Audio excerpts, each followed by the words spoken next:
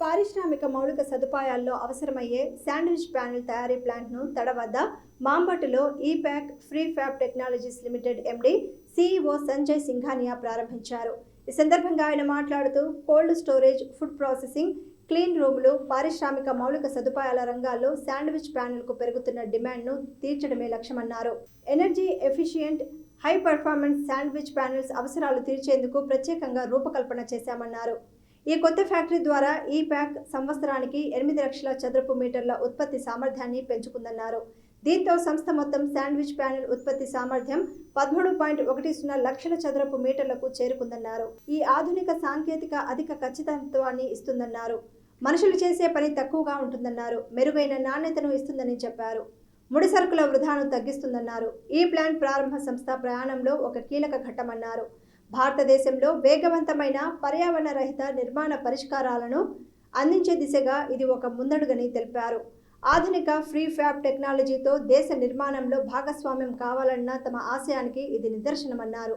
Make in India, Atmanirbhar Bharat, PM Gatishakti వంటి జాతీయ మిషన్లకు అనుగుణంగా ముందుకు సాగడం తమకెంతో గర్వకారణమన్నారు. ఈ ప్లాంట్ ప్రారంభోత్సవం వేగంగా, విస్తృతంగా, సమర్థవంతంగా వినియోగదారుల అవసరాలను తీర్చగల సామర్థ్యాన్ని పొందించిందన్నారు.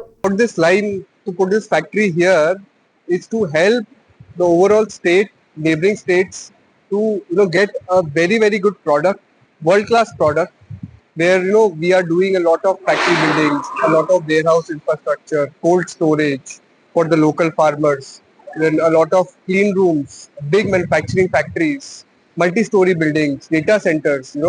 We want to contribute, work with the state, with the people in the state, and help build infrastructure which will increase the revenue of the state multifolds.